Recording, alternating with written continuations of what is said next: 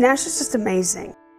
I mean, I can't even imagine going through all the things that Nash has gone through at 8 months old and still smiling. I really can't. At 19 weeks, we found out that Nash was missing the left ventricle, or a reduced ventricle on the left side, which is a diagnosis of hypoplastic left heart syndrome.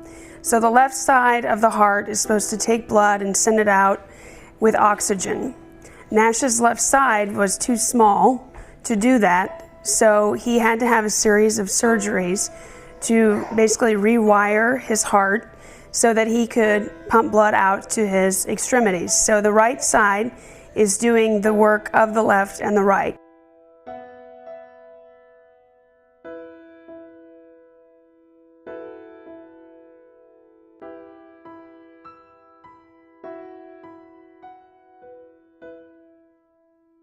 So I was off work from November 18th up until February 4th.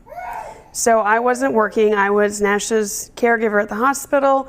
I was at home with Nash when we did come home from the hospital before he got readmitted. So I was off for over 3 months. Really, I mean, I was working it was part-time. You didn't know what might happen. It's the unknown. It's not easy to live in a hospital. Not just your own situation, but you're watching other families go through their situation, and you can't help but have compassion for them.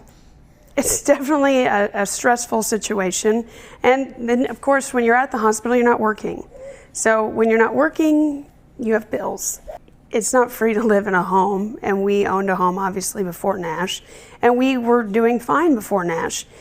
The medical expenses that you incur take from your ability to pay your day-to-day bills. And so while you're at the hospital, you're worrying about your son, you're also at the hospital worrying about, I've got a mortgage check that has to be written, and my husband is working part-time, and I'm off work for 3 months.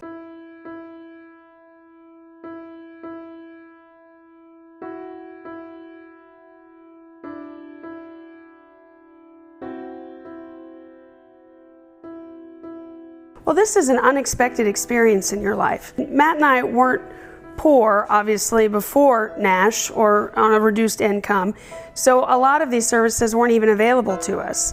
So Nash didn't qualify for any assistance financially. So when we were recommended for the Keep Swimming grant, it was a huge relief to me that there was an organization out there that was willing to assist us, and I didn't have to jump through 100 hoops, and they were just there, and they wanted me to be able to spend time with my son at the hospital and not worry about the expenses at home.